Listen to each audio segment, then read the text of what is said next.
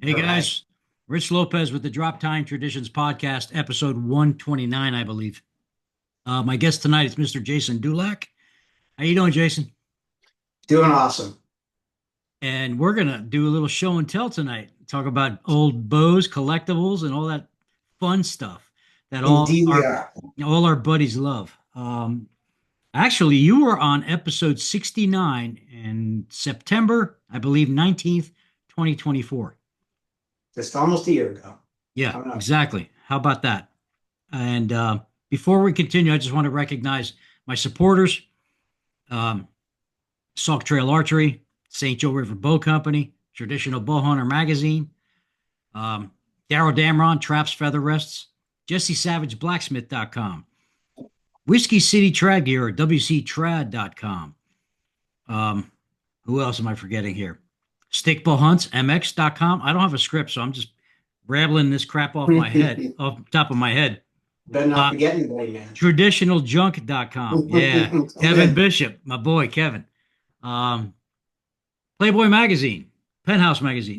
It's just, Really? why not?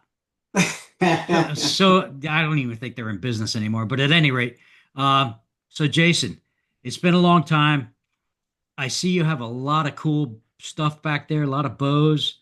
What's that in your hand? This is one of the fastest vintage recurves I have shot through the chronograph. This is a 1962, I'm pretty sure 62 wing swift wing. Okay. Beautiful. I got a light here. I'm not sure how it's working. Is this a Bob Lee invention of the Yeah, time? yeah, yeah, Is it from yeah. the The Jacksonville? 62 inch. 60? Is it a Jacksonville or head ski?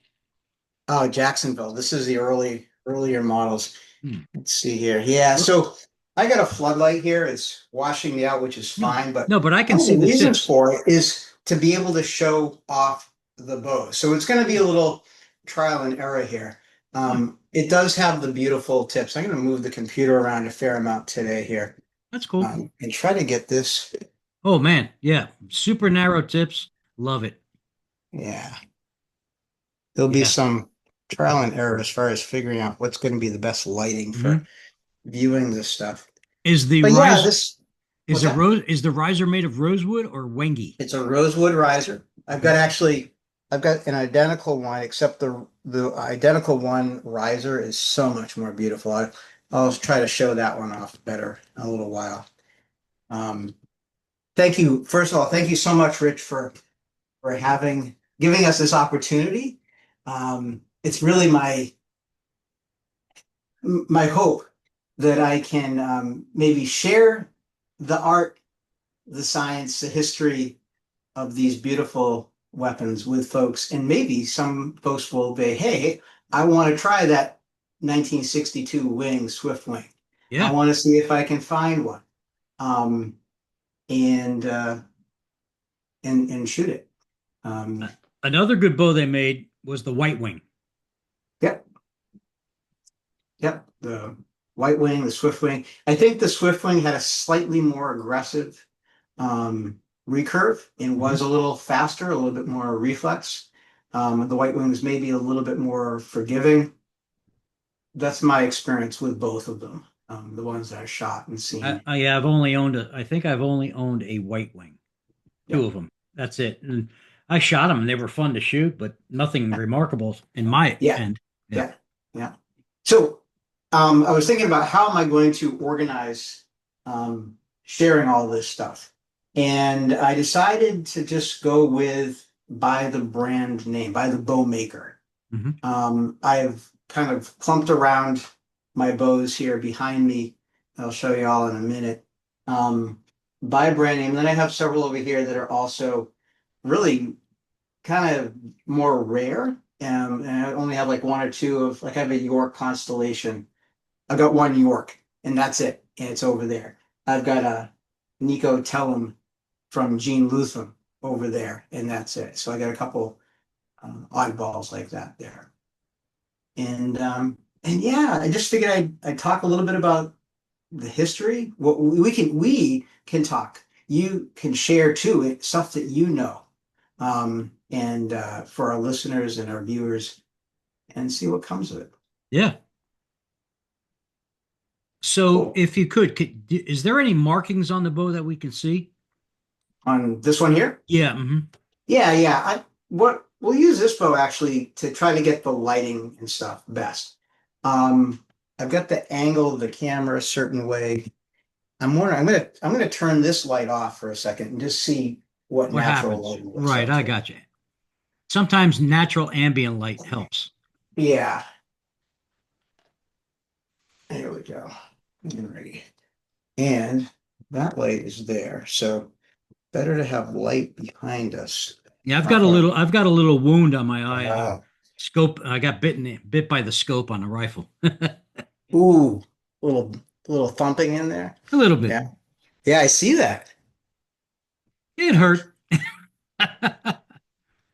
Oh, All nice. right. Man, look at that. Okay, so Now, are those accessory inserts for a sight? yep, somebody put a sight on this bow at some point. Well, they did a That nice little job. screws At there. least they. Yeah, they did. Yep. I haven't removed them yet. I haven't done really much of anything with this bow. It's got the gold emblem. Um, I'm not happy with this lighting either. Hang on a second here. Yeah, that's fine. We got plenty of All time. right. How's the family? Everybody good? Everybody's great. Um, my I'm living with my wife. My aunt lives downstairs with us. Um, my aunt just she's doing dog sitting and she's got two she is sitting for one dog and then two more came last night and one's a puppy and it's overwhelming for her. Yeah, a little bit. All right, so I don't want to spend a lot of time doing this. I'd rather be showing off bows and talking. Okay. It's tricky trying to get the camera right here. Oh, you're That's perfect the right now. all right, this may be the best. Yeah. Even still, I'm not happy with that lighting. Mm-mm. All right, I don't think we're going to get it right unless we have a GoPro or something like that. I That's my next investment. Actually, I just bought an AI um, generated motion camera. Mhm. So it'll follow me anywhere I go. So I'm hoping to capture some refinishing tutorials with that. How Uh, is it? How is it? Does it? it goes through Bluetooth. It connects to my phone. Okay. I communicate with it, and if I hold my hands up like that or go like that, so like this, it Mhm. stops following me. But when I go like that, it starts following me. All right. And it's just through your camera on your phone, right? Correct, correct. Gotcha. All Yeah. right. Okay, we got the rosewood. All And, right. yep, overlays. There's that That's little not. tip again. Yep. Yeah, boy, this is it's a great bow. I have over here obviously a whole ton of bows. I got bows on the wall. Why don't we start with wing? Let's do it. Um, yeah, so when did wing start?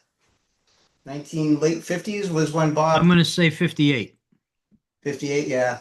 Maybe even sooner than that, I think. Perhaps. I I know the interviewed, Ringling. well, I'll tell you in a second because I interviewed Bob Lee, and now I don't need to use my phone for this podcast, so I can actually go to the interview.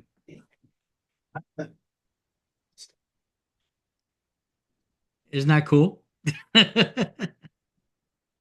It is. We were just complaining because we were having a hard time connecting on Zoom, but Well, the internet is really. I'm gonna be 65 in 2 weeks, so that's my excuse.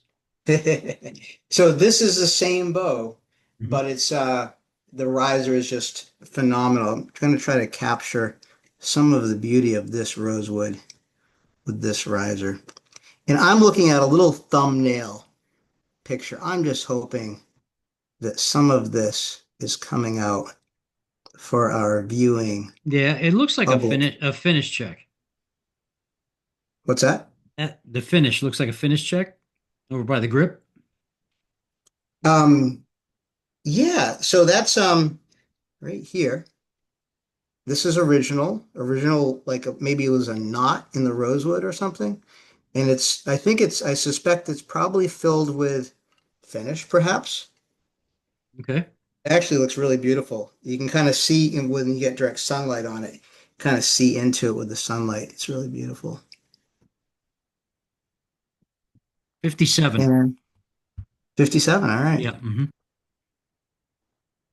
And it started out in a garage with him and his buddy. That's right. Yep. And they Yeah. used to chase alligators and stuff. Yeah. Yeah. And this guy knew how to make a bow. Yeah, dude. Look at that tip. Yep. I actually made that tip. Oh, okay. I Beautiful. got this tip. It's Bob's design. I copied it with some phenolic because it was shattered at the end. Okay. And I replaced it with a little white phenolic and then some rosewood that I had and some Beautiful white work. phenolic. Beautiful work, man. Thanks. Yeah. I guess I'll have to just wait and see to see how well these images are coming out when we watch it on the big screen. Well, for what we're doing, this is fine. Yeah. I know what it is. People will know what it is. They're appreciating the beauty. I am. I'm gonna get into this now. So this bow picked up several years ago. A lot of these, really, most of these bows have some sort of story for us as archers. This one I bought on eBay from a guy in Massachusetts, which is where I live. And he was a field archer and shot field archery throughout the 60s. And there's a good chance I shot field archery with him in the 80s at some point, but he was probably shooting a compound at the time. I always shot a recurve. One of the things I really love about this 1963 presentation is how this rosewood, this black figuring line here, Wow, that's weird. Yeah, that's different. in the sculpting of the riser cuts into, through, and then back surface the figuring Right. line surfaces again. Yes. And it goes throughout the entire, from the top to the bottom. It looks like a And mixture of sapwood with heartwood. yeah, Sapwood being the lighter wood as you're right. getting I'm not closer. seeing any sapwood there, but I've seen that in rosewood before too. I got Bob to sign this in ETAR in 2005. And this is in 1963, when they started adding some mass to the riser. I like the way this shoots better than the 61, 62 versions. Have you shot This an one outlaw? happens. What's that? Have you shot an outlaw? Yes. As a matter of fact, I have one over here in a minute. I'll show you. All right, we'll explain that soon in a little while, folks. Sure. Actually, may as well do it right now. I have, this is actually a friend of mine's bow. I'm just gonna put a polish on it before I send it over to him. And it's this one is Bobinga, where this one is rosewood. That's this beautiful. One's in really nice original shape. See that? That's awesome. Yeah. There's a difference in color there. I had one with a giant handle on it. I mean, just a massive deep throat with a big palm swell. Yeah. This has got a fairly high risk, but I think I may have seen that one that you were talking about. It was like really big that you had. Bulbous. Though, right? It was very bulbous. Yeah. And of course, for those who don't know, this bow was made in 1961, and they made the same bow in 1962 with one exception. And I know you know what that exception was, Rich, right? Mm-hmm. And they eliminated those laminations on the back of the sight window because they felt shooters were cheating, using that as aiming methods. Exactly. As a matter of fact, you know Bob Frankie, right? Oh, yeah. Obviously. Yeah. He was just sharing with me that's what he's doing with his X99 Black Widow. Just for fun. He's got the markings on his X99, which is similar to this, not nearly as many, but he's got different yardages marked up. He just sent me that text today. He can gap shoot. He can gap shoot and dial in. Yep. That's a beautiful piece. That's a beautiful piece of wood. It sure is. This is some really nice Bobinga. And you can see some of the figuring here. Usually Bobinga is fairly plain, but this has some really nice figuring in it. And when I say the word figure, I'm talking about like just the colors of the line, darker line colors Right. within the wood. And again, these beautiful bobbly tips. Oh, yeah. Do. Do you remember a guy back in the day? I'm going back 25, 30 years ago. His name was Val Sorrentino from New Jersey. Name sounds familiar. Well, he passed away, unfortunately. God rest your soul. But Yeah. I got a hold of some of his wood that he had. He had absconded a boatload of wood from a wood dealer, Brazilian rosewood, Hmm. waterfall bobinga. I have some of this waterfall bobinga. It's amazing. I just take it and I look at it and I put lacquer thinner over it so the pigment Yeah. comes. I was like, man, such an exciting thing. It's just it gives me a boner, Bowner. So like you say that, and I want to pick up the Root Pendulous Supreme that's right there with really a beautiful piece of waterfall in the belly of that, Oh, yeah. which I may do, but then I'll get to that later with the root bows. I'll go back to this one right here. Hmm. This is somebody made this. This is a homemade jobber. And it is, I'm trying to step back a bit now. I just moved the camera Oh, I forward. guess it's It's amazing. very similar design Yeah. to the Outlaw. There's a little less hook Yeah, in the I see that. recoil. I see that. And let's see there. And the riser, the riser is about the same length. The Hmm. riser is about the same length. What is the wood in that? Or is that phenolic This wood or is ebony? something that nobody ever makes risers out of because it cracks so easily, or it gets these things. They're not really cracks. They're Checks. called checks. Hmm. Checks, yeah. And you can see the check here in it that literally goes right up through this. And this is obviously the same piece of wood in right here as here, because the check, even though it's separated by the laminations, there's no crack in the laminations, but there is a crack right here. And that crack has started to form a little crack in the belly core lamination there too. Um, I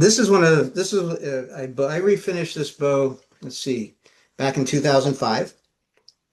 And I was experimenting with different things. I used spar, no, I used Depthane, a Depthane product. Hmm. I can't remember, but it took hours and hours to cure. It took days to cure. And then it's pretty yellowed. I don't know if we can see the yellow. Oh, I could see it. Yeah. Yep. Yeah. Especially at the fade out. Yeah. But this bow shoots lights out. So forgiving. I love the mass of it. Really amazing shooter. Uh, I've had some bows made out of African blackwood, Hmm. um, because I love the black color, and I love the weight. I love the mass. But African blackwood looks like ebony, but it doesn't check. It doesn't get these cracks in it the same way. That's why you almost never see ebony as a riser wood. What's ironic is I like guitars. So Yeah, a lot of the Les Paul customs have ebony rosewood or ebony fingerboards, and yes, they're yep. notorious And for checking. yep, and you can get African blackwood And, fingerboards. and it won't Is check. Right. it won't check. Yeah, it's much more stable. There's I'm my favorite. actually, what's that? That's my favorite in your hand right I now. know, I knew this. You love the presentation to takedown with a rosewood 1965. Just to go back to the blackwood, I'm actually looking for some blackwood right now. Hmm. Um, Devin Vogel Oh, is yeah. going to be He's coming onto making. the podcast. I know he's coming up soon. That'd be a cool interview to hear from this nice young guy who's so smart and so into the vintage bows and has started building some replicas. He can tell you all about that, but he's going to build me one, and I'm looking at getting some blackwood in that riser, maybe as an I-beam. Mm. And this is, when we have a custom bow build, Sure. we get into the creative art of what color woods and stuff that we want to have in it, and how do we want it to feel. And I want that mass. Um, so I'm looking, it's very expensive. All right, let's look at your favorite bow here. This bow, I got a bunch in the back. you got several of them, Matt. Yep. Yeah, I love it. Love it. I just wish they had made a radius shelf. Yep. This But has the yeah, LaSalle shelf that so you can't see I'm off. shooting flipper rests on all of mine. I built a little rosewood block Oh, that I affixed onto the rosewood shelf there. And very that's what that creative. is. Yes. Yeah. It works pretty well. I've had a Hoyt flipper rest on it. So those are the Um, black limbs. Those are the hunting weight limbs. What's the poundage on that one? these limbs, the on this riser, it's a 62-inch bow and it's Right. 23 pounds. Oh my Lord. That's a rarity. 23 pounds. That's Yes. extremely rare. Yeah. I got these limbs from a fellow on uh what do we call it? One of the trad talk on Okay. trad talk. Yeah. And he loves these bow limbs, and he's got a really long draw.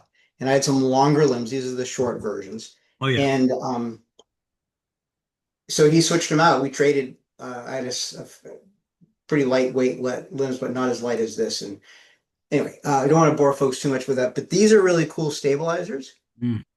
They are actually limb bolts. Oh yeah. Ingenious. Yep, very cool things.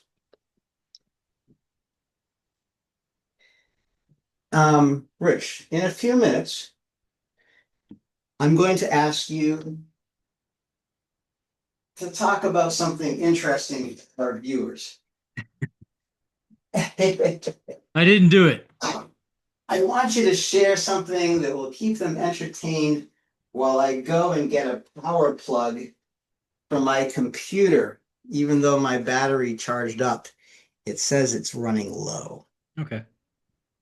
This right here, same bow, same riser, basically. 1968.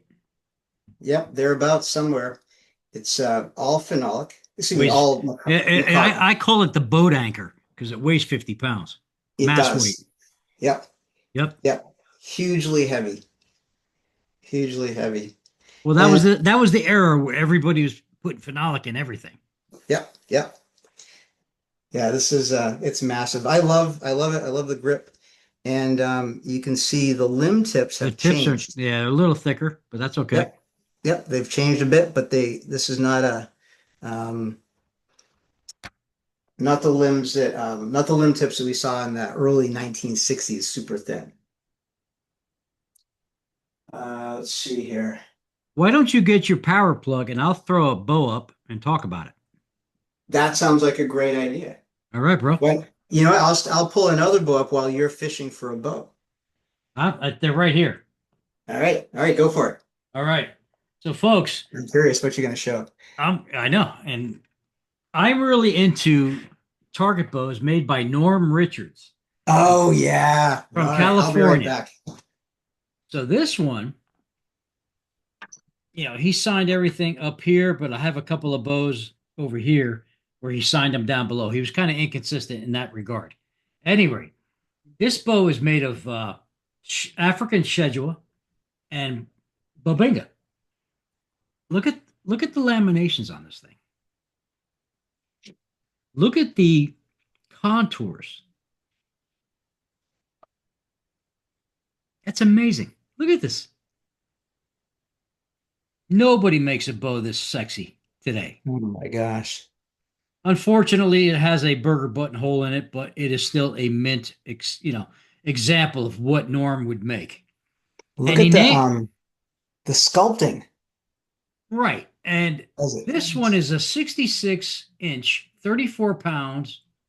Let me see if I can see that.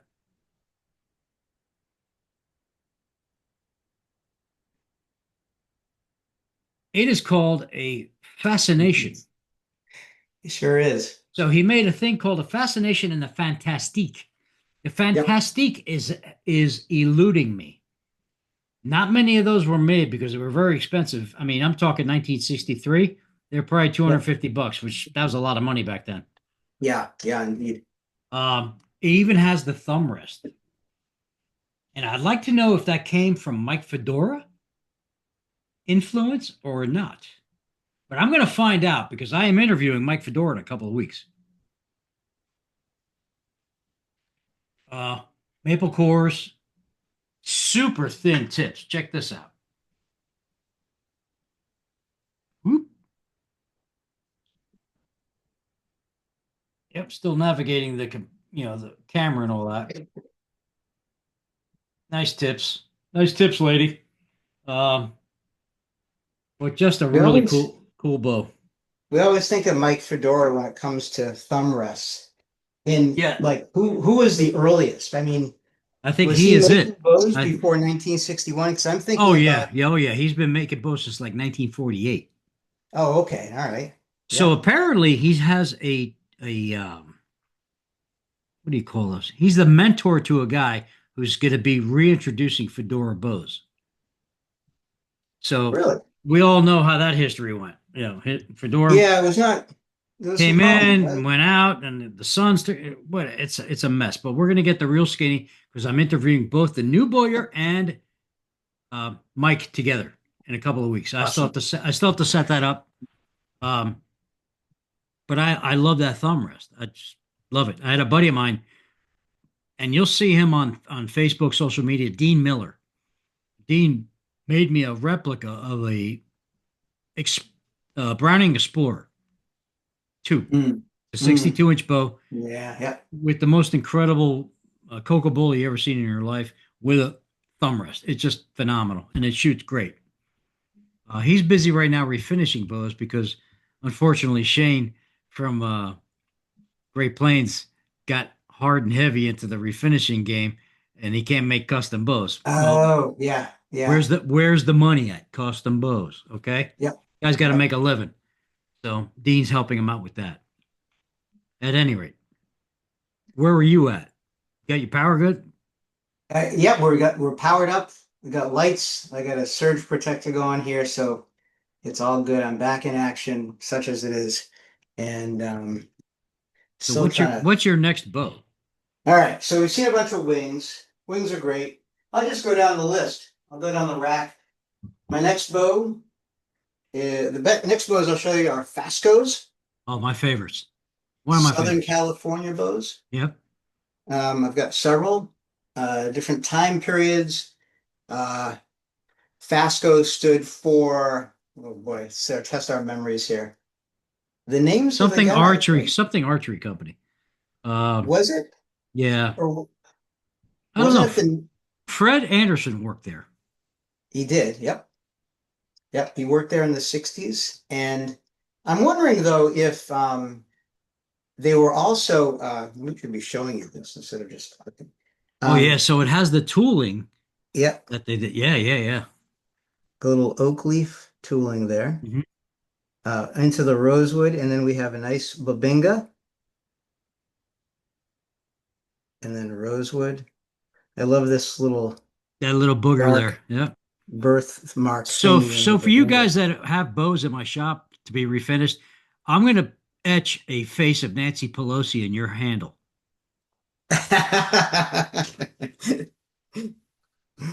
Well, I think they might prefer the oak leaves, Yeah, I think so. Yeah. Rich.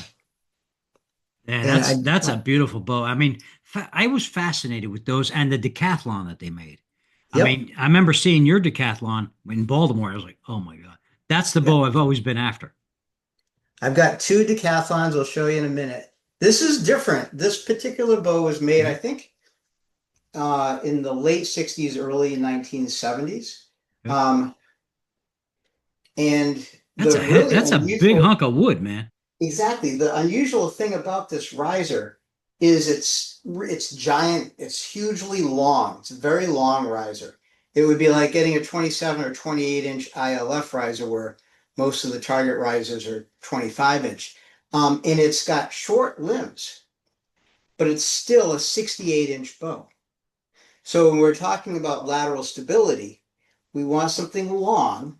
The physics helps keep it stable in our hand. And if you have a short draw like I do, it it's still the limbs are bending quite a bit.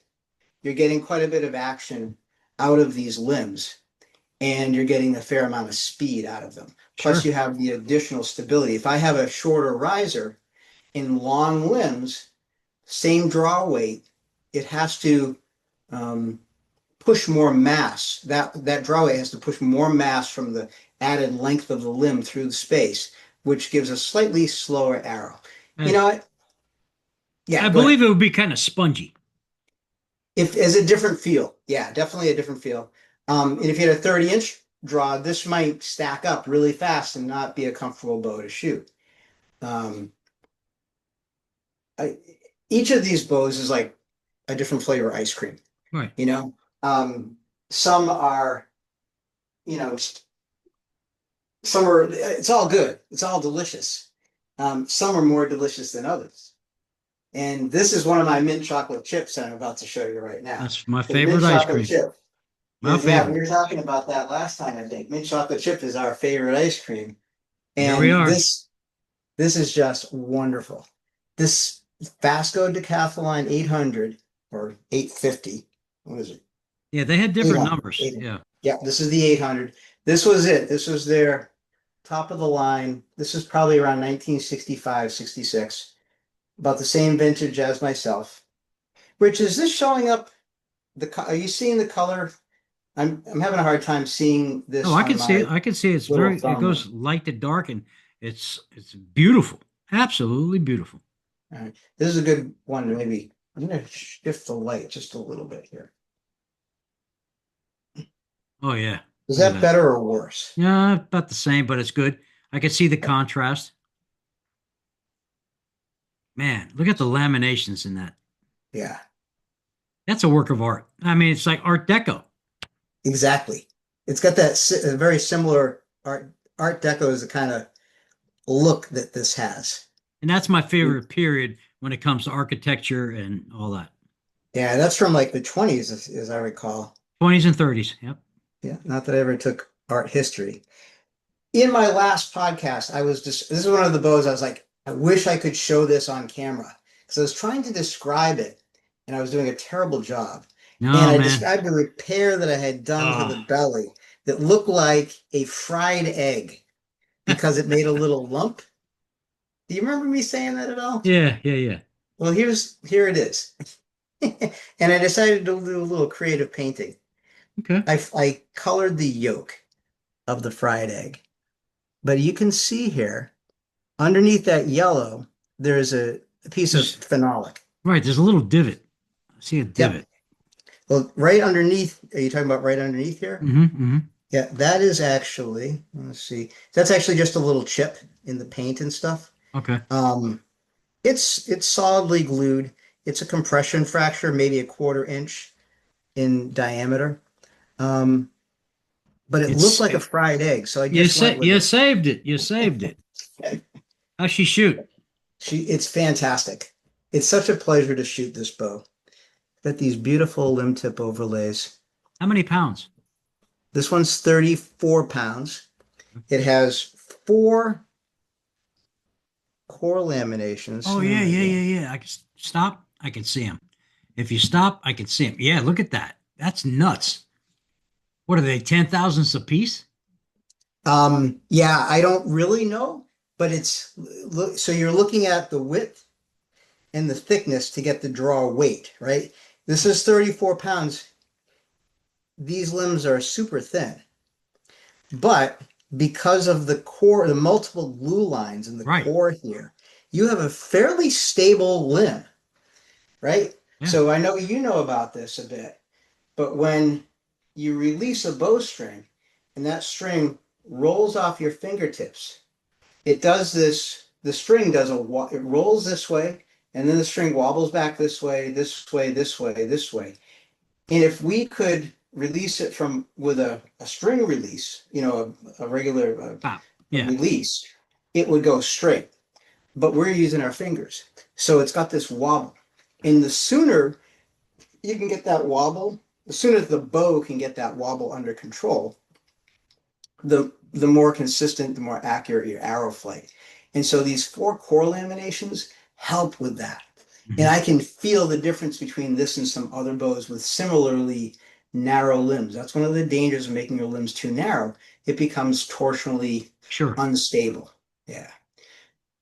Sid Ball from Border Archery shares a lot of technical information. He talks about woven fiberglass because it creates more torsional stability, which allows for the super curved limbs that he has. Um, Yeah, that's a guy I need to get on. It's one of those things, time zones and stuff like that. And yeah, I need to invest in a kilt. he's pretty brilliant, I think, and I appreciate his research and development that he has done that has contributed to our archery community so much. Um, and he has an appreciation for vintage stuff as well, you know.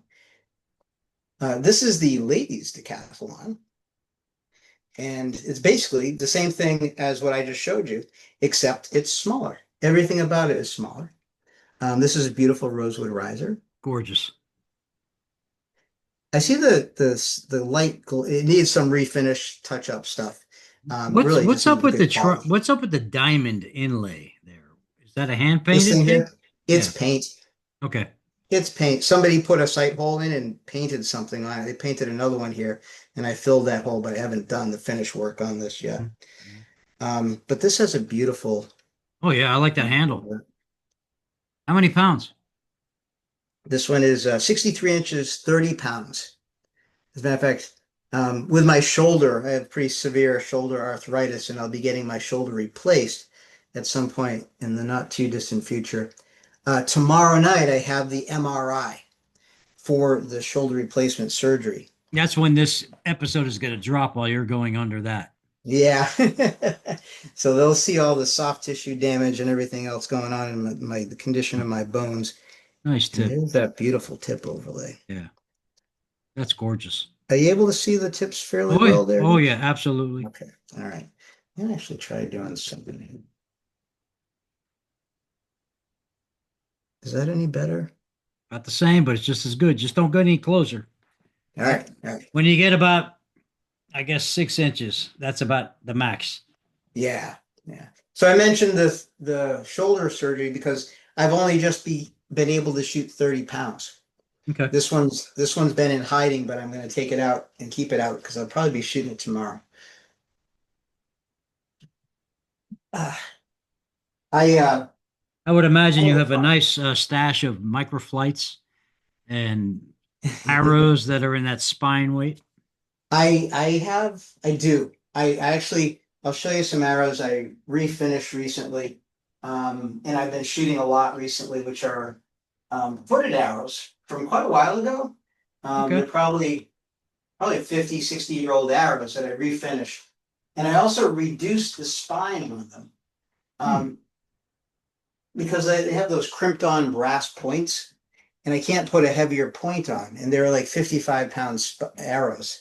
So I've reduced the spine so I can shoot them out of my 30-pound bows now. And it's great going to a 3D shoot with like that ladies decathlon and my wooden arrows.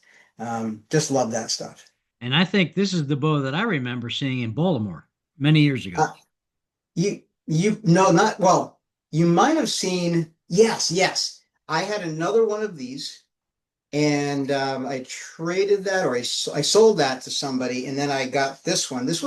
I think this one actually came from David Ross's collection. Okay. And it needs some finish work, but it's got some beautiful figuring in this Yeah, it's rosewood. very different. Very different. Very different. Oh my God, look at that. Yeah. Yeah, that has my attention. Yep, that beautiful figuring line there. I look at that Um, and I think immediately of guitars, surf guitars with crazy points and stuff, from the early 60s. The Ventures, that band comes to mind. You probably remember that. I don't. What did they sing? The Ventures. Uh, just surf stuff, really, it was kind of pedestrian. But I mean, Yeah. it was, a lot of Oh, twang guitar and, you know, go-go dancers. yeah, yeah, yeah. I love Beach Boys surf stuff. Mhm. Da-na-na-na-na-na-na-na-na-na, Exactly. Yeah. Wipeout. Yeah, Yep. yeah. Um, as you know, Rich, anybody who's refinished a rosewood riser bow can tell you that you scrape down, you sand down this wood, it gets really dark. So Yes. we're looking at a fairly light color brown with dark black figuring. Yeah. I had some UV And ray exposure. yep, the ultraviolet radiation will lighten it up. And I think it kind of looks prettier. One of the things likely when I do this, and actually you can see where somebody had um, Right. a Right. That plate is a over strike this, plate. Right. blocked it I'd from leave it getting the alone. UV I'd to leave it hit. alone, tell you the truth. That's kind of what I'm going to do. I'm not going to sand it down to the wood. I'm not going to remove any of the wood.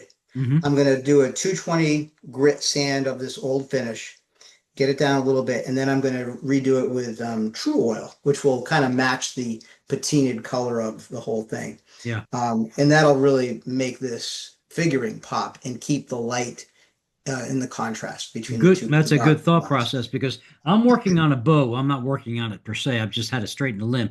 You probably saw it online. The It was crooked limb. I straightened it for a guy named Kevin Barr, and now it's straight the limb. It's a You remember Paul Schaefer, the late Paul Schaefer, made a gray ghost version of his bow that was sold through Martin. Well, this is one of those, and it looks like it just came out of the creature from the Black Lagoon. It needs complete refinish. I got the limb straight, so it will kill for another day. However, there are silk screens and I guess art information or not inlaid art, but silk screened art. So if I sand this entire riser to get it ready, prepped for clear coat, you're gonna you're gonna see that lightness that's still there around this darkness that I've created. Yeah, yeah, yeah. That's exactly you get, and you have to be Man, so careful there sanding that. I want to preserve the original art because it was Paul Schaefer. So the owner and I are going to have to sit down and have a powwow and come to an agreement on this before I even touch it. Yeah, yeah, I think I can yeah. work around it, but you're still going to see something. Yep. But if it's going to live another day to fight, I think that's all he cares about because he loves to use the bow for bow fishing. Yep. It's a 60-pound bow, so it was a little bear for me to. Yeah, yeah, it's beefy. That's always a thing, within our community. There's folks that be like, I don't care what condition the finish is in. It's original, leave it original. It's got its battle scars. I get that. I totally get that. And I like that. And I like sealing it up for the moisture I think I know what resistance. I can do. I can work with some ultra fine sandpaper and really work the micro corners of the logos and Mm-hmm. work it in Mm-hmm. there, and Yep. then retouch up the logo with Yep. fresh black ink and Yep. stuff like that. And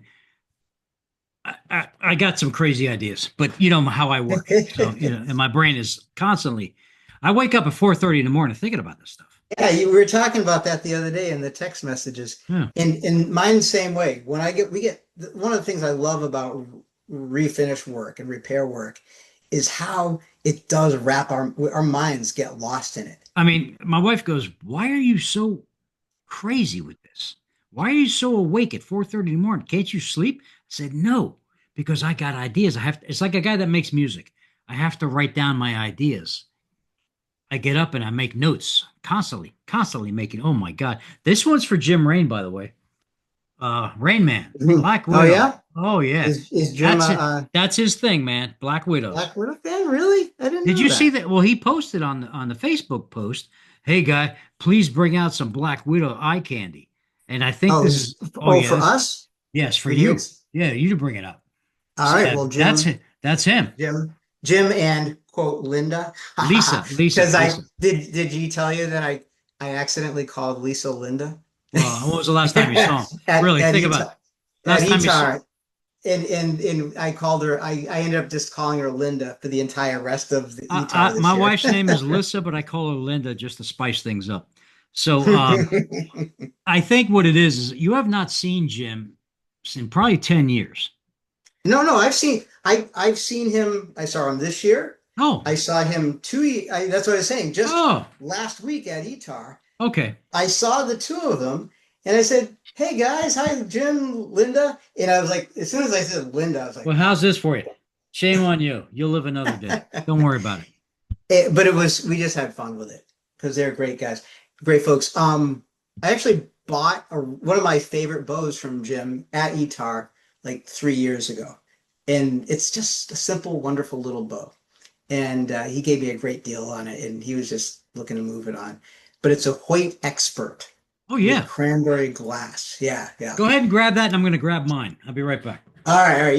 Jim, don't worry. I'm going to show you a bunch of Black Widows. All right, we got a bunch of Black Widows lined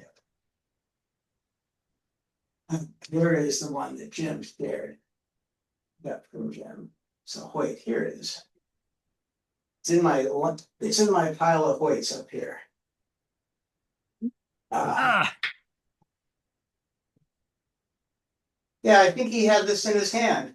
And I was like, "Oh, what's that?" He goes, "It's for sale." And I looked at it, I was like, "Oh, I love the gold print. 64 inches, 31 pounds. This is a rosewood and I believe maybe walnut riser. check out the handle on this. Look at the riser. Oh, look at that. Let's see. That's a little old. That's a little newer than mine. What's that, about a Well, 60? well, you can't see Oh, the gold writing, and I'll read I it. can't, yeah, I can't quite see It's it. 62 inches. It's a damn. Let me get a flashlight here. You're lucky I'm in my man cave because I got all sorts of stuff here. Yeah, it's a 0 p.m. 144, 52 pounds. Wait a second. That's a pro medalist? No, it's a expert. 0 p.m. Yep. So I'm But it's thinking got the PM, it's got the um, PM letterings. I know that. That's weird. I think it's a goof from the factory. But look Huh. at that riser though. Yeah, what is that? It's I'm gonna say it's Babinga, but it's like retarded crazy Babinga. This It's thing has got a got lot of figuring. so much figure. I can't wait to Yeah, finish this thing. yeah. And this belongs to Dave Ponce. Ponce. Okay, yeah, I know. I Yep. know Dave from Facebook. Yeah, yeah. This is one of those bows that I really can't wait to lay a finish down on it and just bring it back. I love shooting this bow. Mhm. This very simple riser, um, nice, beautiful, delicate limb tips. Yeah, Hoyt made a great bow. They made a solid bow. And this cranberry glass is just really cool too. I'm looking for a Hoyt Pro Medalist Hunter if you ever come across one. Yeah, they come up on. You mean a hunter or a super hunter? Pro Hunter, Pro Medalist Hunter, 62 Yep, inches, yep. anything I under got one. 45 pounds. Yeah, you're looking for a lefty. Mm-mm. I've got a couple of weights here that I'm going to show you. I prefer lefty because I got a bad righty shoulder. Yeah, yeah. I'm a mature righty person. However, I've learned to shoot with split vision, so I'm fine. Here we go. I think Oh, you may have seen this before. yeah, that's a nice one. This Yeah, the is, torque flight compensators, the black yep, ones, which are yep. basically the hunting model ones. Um, Well, yeah. And so this used to be chrome, but I painted it. oh, okay. God bless you. So I had what's the a serial number on that? serial number is, let's see, you can see it. 62. Yep. Yep. It's a PM Hunter. 40 pounds. Oh my Lord. Right up in my wheelhouse. Black. I love I saw years ago a black glass rosewood super hunter like this, and I've wanted one ever since. And Yeah, I saw this on eBay. it usually comes with the green glass, Yep, the it's usually dark green green. glass in Babinga, and Hmm. this one was black, and it was 40 pounds, which with my shoulder was what I was hunting with. And this is one of those bows that I took and sanded the riser, but then but not all the way down. Just enough to clean it up a bit, uh, and then put a few coats of true oil over.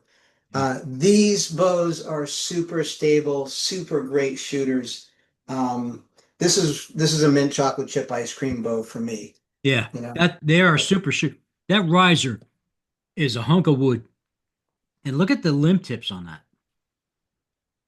That's a really narrow tip. It's a narrow limb, yep, but it's fast and it's furious. It'll work, man. That yep, thing. yeah. Yep. This for me. I've put a 40 pound and a 39 pound 66 inch with and compared it to this bow, say, Mhm. 62 inch, and they shoot pretty much the same speed. Yeah. So they're the same speed with the longer 66 inch riser. Yeah. They just wanted Um, to accommodate the hunting public. yep. And it really does it. It does the job. It's one of it doesn't have a huge doesn't have huge hooks on it, but Imagine. surprisingly, it's really fast. Yeah. It's But got it's imagine, got imagine if it had a super hook. right. And so when I think about building bows, um, and I've been really thinking, not just thinking, but collecting some forms. Um, Ed Holcomb, Fuzzy Holcomb, who's made Yeah. the Yeah. 59 reproductions, he has done a lot of work with me, teaching me how to make bows. We built a bow together, which is down there too. It's a Fire Drake replica. I'll show you in a second. But what I picture, what I would love to do is take a bow like that and get some woven glass and make some like a super curved version of it, just for fun, just to see what it will do. Um, I kind of think, like, I think if you did that, Jason, I would want a more forward riser yep, and yep, to get, and, more forward riser and yeah, with the limb coming up and then having that extreme curve. yep, yep. It would be, You're getting I think it would be dangerous, for lack of a better term. I mean, stability wise. I mean, you can't really make the limbs too thin. You can't go with that super, like this thin of a limb tip. You also don't want a toenail size either. But you might even get away with putting a reverse taper in the limb at the tip. to lighten this, you make it a little bit faster, a little bit Yeah. lighter weight to move Stiffen it. it up, keep it from, being going like this. Yeah. And where everybody, all bowyers are playing with this reflex or deflex, recovery, I'm all about forgivability or stability, speed. stability It, first, worry about it, speed later. right, right. And so you're gonna get more, and this is what Sid Ball will basically get into, because if I have one of my favorite bows is, well, it's got uka limbs on it, is ILF. uh, my ILF border riser. It's a 19-inch riser, Hmm. and it's super forgiving. You put some super curved limbs on it, and it's also super fast. It's got that forward grip, the forward throat. Well, It's very forgiving. Jason, let me ask you a question. Did you ever see the video I had posted about a year or two ago where I bought the Bear Border Super Curve limbs and shot them off my B riser? No, I don't think I've seen it. All right, my wife filmed it. I have to find that and send that to you. Yep, When yep, I put two beaver balls, top and bottom, yep. and it still sounded like a howitzer going off. Not for hunting. No way. So loud. Yeah, yeah. Yeah. Sound travels way faster than the Bam! fastest It's like, oh alley. my God, it scared the crap out of me, Yeah, yeah. which was Um, a shame because they were beautiful looking limbs. My Ukas are semi super curved. They meet the criteria for super curve. They're VX 1000s, and they're very fast, and they're not that loud. Okay. I definitely have had louder recurve bows. Um, but yeah, it depends on what this depends on so many things. You can then maybe shoot a heavier arrow that's one of the biggest things. Cody Greenwood, Oh from yeah. what was Trad Lab, he did a whole thing, very scientific survey of how do you quiet things down. And one of the big things he found was heavy arrows, obviously quiet things down a lot. And if you got a super curve, then you can shoot a heavier arrow at a similar velocity and it'll quiet it down. And I never thought It's of that. just, I yeah, just it's was just shooting. big balance of all of these Yeah. things, you know? Um, I was so so mortified I got rid of them immediately. let me get back to the Hoyts here. So I'm pulling stuff off of my rack, which is over here. Still trying to get the best camera lighting. So actually, I'll pull this up because we were just talking about um, the 62-inch Pro Medalist versus the Very, 66-inch. it's a very early This, model. yep, this one is number 212. So it's a This is 1 p.m. or PM a 2 p. 212. Is it a 1 p.m. or 2 p.m.? This is just PM. Oh, PM 212. yep. This was one of the very first 1961 models, and they had these beautiful tips, Oh these yeah. beautiful limb Jesus. tips. Look how long those Oh things yeah, are. that's gorgeous. Hmm. Yeah. My next And experiment.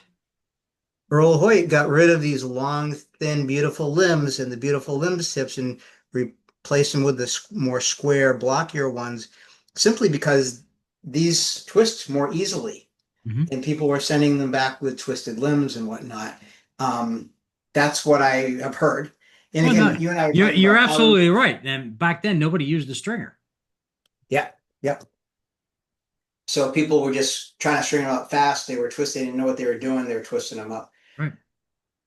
We talk about, you and I have talked about how in the history of all of this, we don't really know like I just described why Earl Hoyt got rid of these super thin ones and changed them out for the wider, blockier limb Sure. tip overlays and stuff. I don't know. I can't remember my source for that. So that may be accurate or may not be accurate. And That's a this one, I also haven't even finished it yet. This doesn't have finish on it. It's got Birchwood Casey wood pour sealer. And so it's, if you look carefully, you can see like right. the ripply quality of the finish. She's still This a is, beauty. Still a beauty. yeah, Yeah, long since, diamond in the rough. yep, this is a wonderful bow to shoot. Um, our buddy Tim Cardinal at his booth at PCAS, the traditional classic archery trade show that Kevin Bishop really got going here, which was fantastic this year. Rich, you got to go. Fantastic. So much fun. I heard. Um, yeah, so many cool bows. Like take the ETAR trading Yeah, blanket and and what's multiply by crazy is 10. what's good about that is I can fly right into the airport there and get a ride to the event. That's easy. Yeah, yeah, a quick, easy trip for you. Um, just a lot of fun. Sell a bunch of stuff so you have a pocket full of money, and it's great. Wow. And I found this right here, which is a, Pro Hunter a Pro Hunter, in not phenolic not the Super Hunter. And I thought it was phenolic. And it is 42 pounds, 58-inch. ebony. And I thought it was phenolic. And then I polished it up and I was like, wow, that I see none of the layers of cloth like you see in phenolic or Right, right, right. micarta. And it had these sight holes in it. So I drilled into them a little bit more and pulled out, sure enough, you said it, ebony sawdust. This is the only ebony riser bow of any sort that I've really I, ever seen from I've a been, production model bow. I've owned thousands of bows, and I've owned hundreds of those, and I've never seen a ebony riser. It's always been rosewood or Bobega. Crazy. There is, there is, let's see if I can capture this. Can you see any of the uh, slight figuring in No, the wood here? No. no. Oh well. You The can the see where the reflect the finish is worn reflect off. yeah, the overhead reflection is Yeah, it's too much. blowing it out. That's okay. I'll take your word for it. Yeah. can see a little bit here. It's black, dude. Whatever. Yeah, That's awesome. there you can see where It's it's, you black. know, not the Yeah. ebony isn't completely black. It's got little patches like that. Um, so yeah, this is a super rare find. All right, let's see here. I'll get into the drakes. I mentioned Oh, I I got mentioned drakes for Ed. I got drakes for you. You got some drakes to show off? Oh yeah. Yeah, let's see them. You want to see them now? Sure, why not? Hey, how do you like my chef's hat? I'm gonna make a What's it say? pizza. I'm gonna make a pizza in about 2 minutes. Can you ship pizza through Zoom? No. That's something they got to work on. So I got a couple of drakes here. Tim Cardinal owns them, Mhm. Yep. and I had to pull some factory inserts out, which I'm gonna put in a rosewood dowel and then cosmetically make it look like it never existed. Yeah, yeah. I That'll mean, be some work right there for you. yeah, I'm working on him slowly but surely. He's a patient man. Thank you, Jesus. Yeah. 40 Uh, pounds. Whoa, 40 pounds. yeah. Mm. Look at Mhm. these overlays, man. Yeah, I love those. That's nuts. I'm gonna be making some of those. I'll tell you about that in a few minutes. I'm gonna be making some of those for. Check out the glass, turquoise glass. Yeah. So now is that the turquoise that we, Yes, or is that, it's the it's not that, lighting. It's the lighting. It's not true turquoise. It's right. more like a dark seafoam green. Okay. Hold on to that boat. Don't put that back yet. Oh, Let me you're gonna pull just, out the one you got? yeah, because the one that you did. Right. This is another mint chocolate chip ice cream bow here. One of the ones that I can't miss with. That Oh yeah. I was complaining about how it's got this green color on one side, and then it's got a totally different color theme with this olive Right. green here. Vomit. Yeah. Wouldn't it have been great to have this olive green and a nice brown here, or Perfect. black, or So something earth let's look at tones? your riser because your riser's opposite of what I got here. You have more the darker wood, which is Bubinga. No, it's actually East Indian rosewood. I've got what looks like Bobinga, and then Yeah, the rosewood stripe, this might be Bubinga. Yeah, it's and Bubinga. then this might be Bobinga, or it could be. What's I'm the sorry, I'm pointing at different serial? things. What's the serial number on the non-site side? I have 797. I want to say four. 7-9 you have? Yeah. I have 8105. Okay, so we don't know, but it was made thereafter. Yeah, you can't see them because it's once we finish these things, it gets kind of Yeah, filled in. yeah, it does. It's tricky. But look at these tips, man. So that's an interesting color you have. I like your color. I wonder if it's the same color and yours is just You have black and white. Yep, in, you have black and white overlays. yeah, maybe these are the same color that we're talking about here, except that I yours hasn't been refinished yet. Not yet, Or and Tim's hasn't been refinished yeah, yet. and really, I would never refinish this bow. But hey, you own the bow. You tell me what you want. So, Yeah, yeah. um, yeah, this thing's beautiful. I love it. Um, so that being said, let me show you another one. You're gonna love this one. I know Tim is salivating watching this. Here's another. I sold him one. Yeah. Ooh, here we go. Here's another one. Lots of maple in that one. Yeah. Blue, navy blue glass. Oh, it's got the, oh yeah, yep. You can't really see that in the lighting there, but Right yeah. there, right there. My friend Rand has one, the only one that I've ever seen with the navy blue. It was actually the first hunter flight I'd ever seen, Yep. and it's all navy blue. That's fantastic.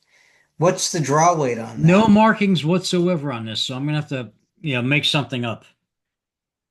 Of course, it'll say DT and whatever, Hmm. and I'll definitely get the poundage down and the length and all that.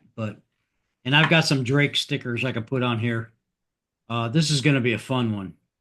Again with the black and white tip overlays that are super Yeah, narrow. that's gonna look so awesome. Yeah, it's one of my favorite shooting bows ever. Uh, It really is. I love shooting the hunter flights.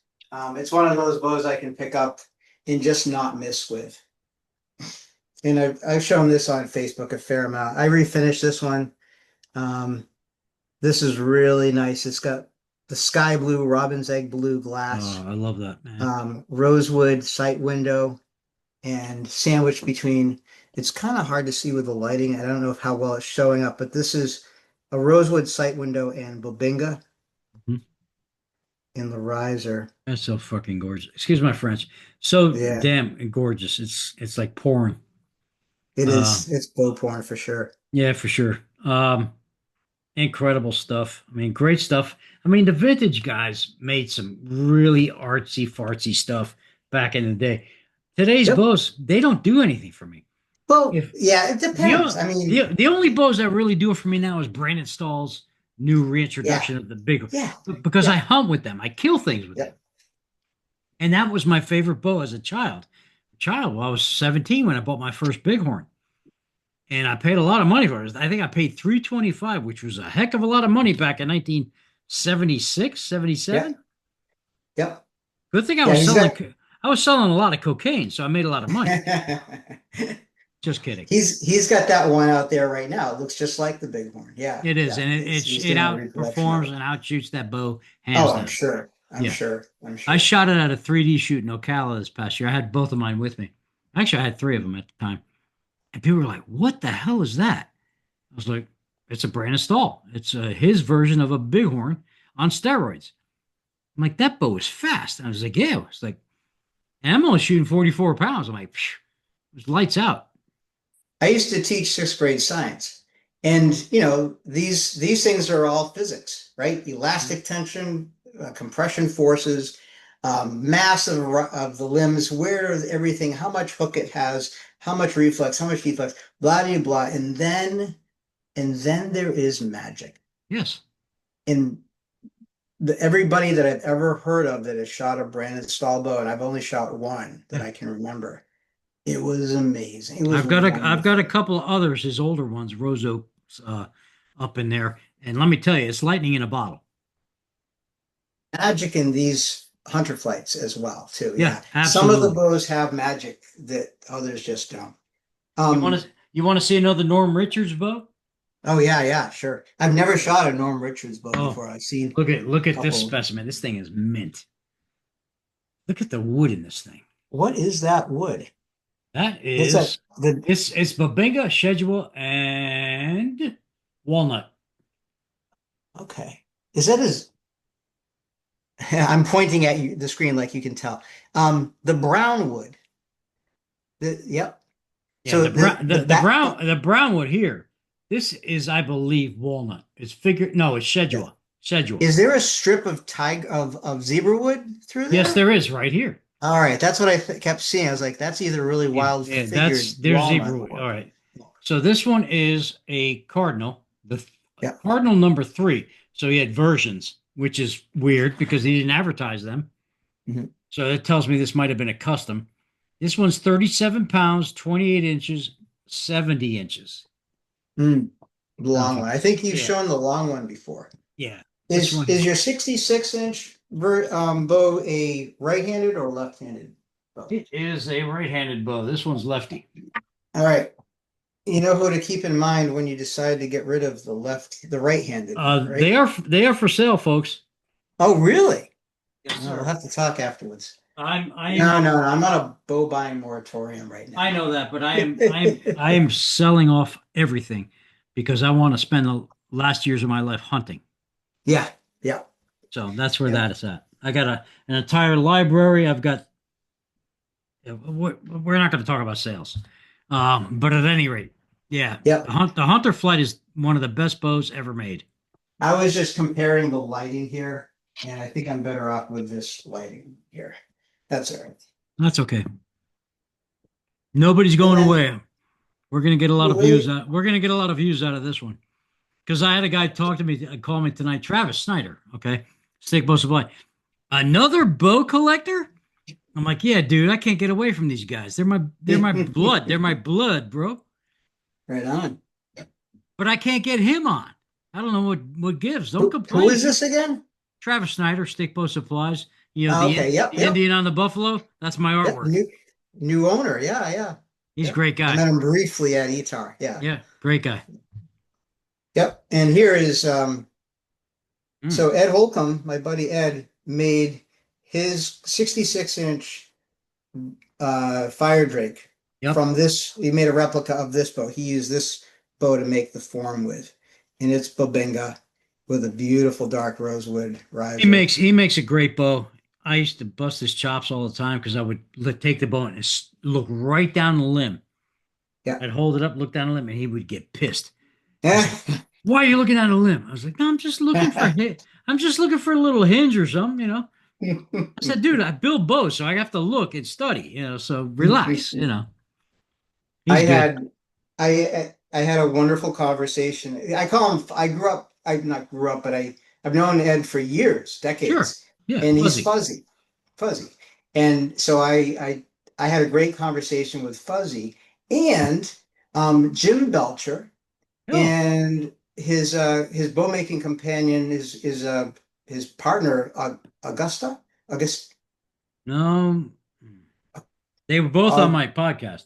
yeah, what's her name? I can't remember. It's on the tip of my It's an super unusual name. knowledgeable. It's an unusual name. Yep, Great gal. super She's knowledgeable, fantastic. Yeah. super. And man, this is the first time I really spent any time talking with Jim. Mhm. And I started listening to your podcast with him from last year. Um, this man just knows so much, He learned from so his much. father. He learned from his father. Yeah. Oh, from his experience Right. in the world of archery. His knowledge, he was sharing me about extruded glass construction and how there were problems with some of the glasses because it wasn't really blending with the production of it wasn't really saturated with the glue as well as it should have been. That's where a lot of the streaking of the clear glass came from. Anyway, Hmm. it was great. If anybody ever has a Her name is chance, Georgia. Georgia. Yeah, yeah, I think that was it. Yeah. So, Well, you were close. oh, Augusta maybe, yeah, yeah. is in Georgia. Um, but I one of the regrets and one of those, ETAR has so much stuff happening in it. God, And you mean to talk, I wanted to go back and talk I more to wish I Jim. was there, dude. I got to go back. I wanted to get, and his bows are so beautiful, so simple. The Biowac bows, simple beauty. And he was describing how they are different than the Howard Hill bows. These are a different bow, even though it's an American semi-long bow.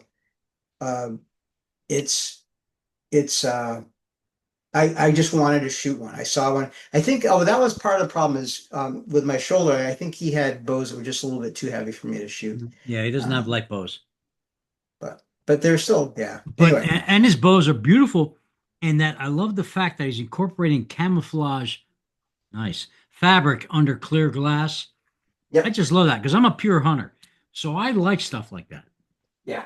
And I told Jim that before I die, you will make me a hunting ASL because Does he, I am shooting them now. Actually, I love ASLs. yeah. Does he, does he put a camouflage cloth Yeah, under the clear glass? Yeah, yeah. I So think that's super cool. it's got a veneer and it's got camouflage cloth and then clear glass. Yep, yep. And I've here we seen, go, Damon here you Howard, are. baby. There are some Damon Howard bows, and this is one of my go-to hunting bows right here. My Okay, little green devil. yeah, Diablo. Yeah, this is a 1961 Diablo. Oh man, Diablo está Beautiful knife bueno. edge sight I'm gonna window. speak sexual Spanish. Yo me encanta eso, esta pendeja. Coño. I'm still refinishing this. I I love it. use I love it. Spray Max 2K. I gotta Uh, did some sanding on Are it and you stuff. liking the Spray Max 2K? I do. It's pretty durable. I don't think it's as durable as like crystal, like what you're using or what Fuller Plast was. I think but it's way more durable than like poly or something So I ridiculous like think you that. saw my post on And it's Facebook clear.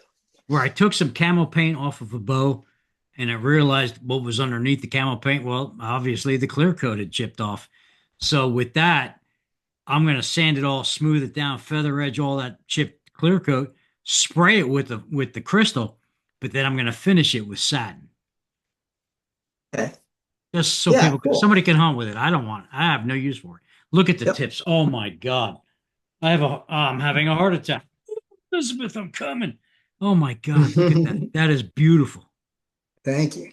So Oh, this came with rosewood tips. I made green phenolic oh, God using bless you. epoxy glue and If you need green cloth. phenolic, I got tons of it.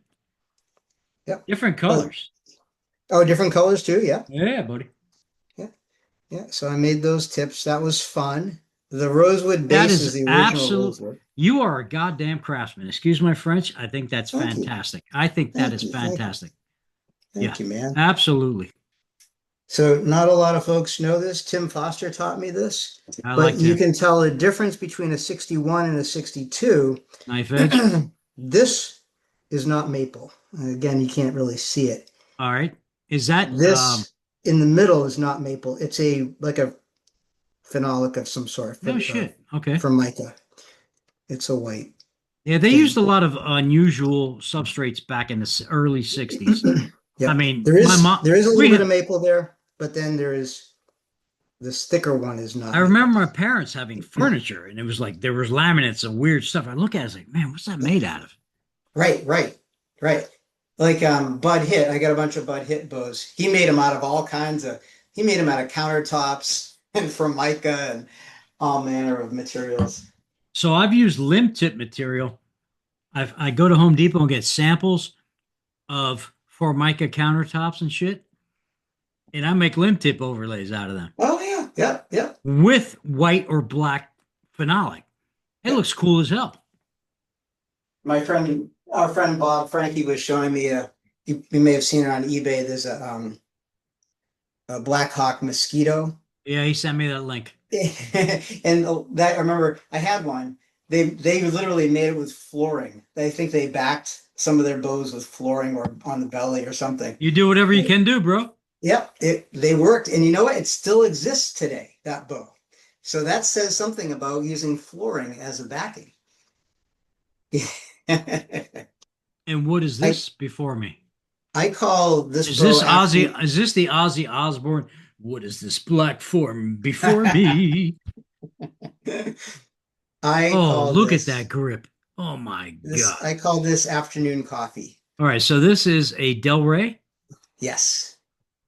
Yeah. What year? Um 65, 66? um uh Larry Hatfield, I was texting with him about this and he saw photos of it. Oh And he man. said based on this serial number, I got to put this on was the other in goggles. he says this was made, he said it was made in like March, or he gave me a month. It was early 1961. Oh Jesus. That's early for a Del Rey. Yep. And it was one of the first big riser I Del don't Reys. Now, remember ever seeing a Del Rey until 63 in the uh, catalogs. yep. He said 61. Maybe he got 61 and 63 confused. I don't know. Whatever. Um, this is yeah, I had this out while I was mowing the lawn last summer, and I took it in. I'm only just realizing right now that it's got grass clippings stuck on it. It needs a good polish, but I That's haven't ugly. been able to shoot it because it's just too much. It's 36 pounds, and with my shoulder messed up, it's not digging it. It's The not digging fact that the you can extent of it. fondle it for now, that's all that matters. It's good. It's motivation for my surgery. We have some So, nice limb tip overlays there. since we're on the Howard thing, Yeah. how about a Oh, Palomar? Palomar. Early Palomar. Wow. Look at that wood. Yeah. This, I Wow. believe, I don't know who I got this from. I think I got it from a buddy of mine from Pennsylvania. Anyways, 36 pounds, 28 inches, 69 inches long. Mhm. You know, as you can see there. Yep. You can see Yep. that. Yep. Yep. What a beautiful piece of wood. Look at the sexiness on this. I think this is It's like a 63 or 64. yeah. There's no It's got there's no holes. Nothing.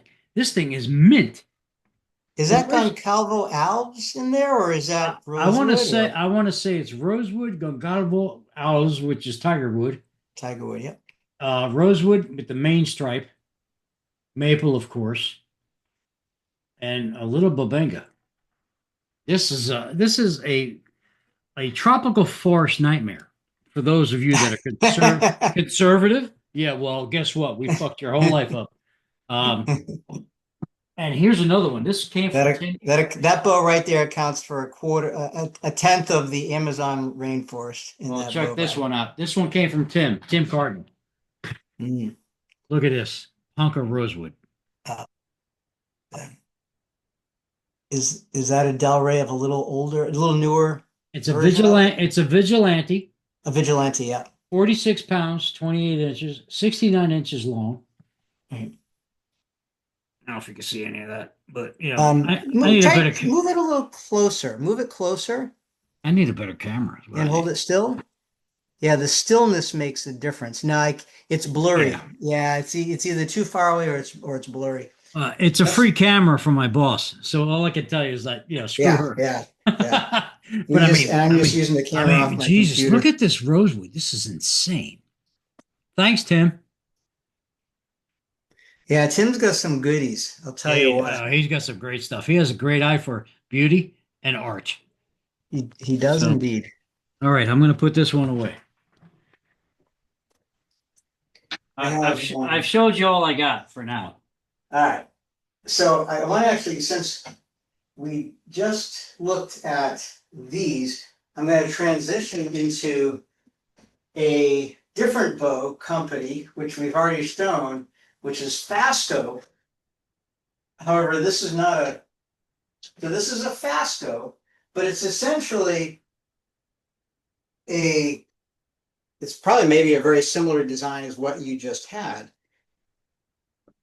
Because the bow maker was trained and learned his craft at Damon Howett. But he went to work for somebody else. And then he went to work for Fasco at Right. some point, or he built bows for Fasco at some point. But he's known for his own bows, Mhm. and it's Gene Luther. Right, which is Telonicum. Yes, yeah. And so this is basically Tim Foster has one of the target bows that he made.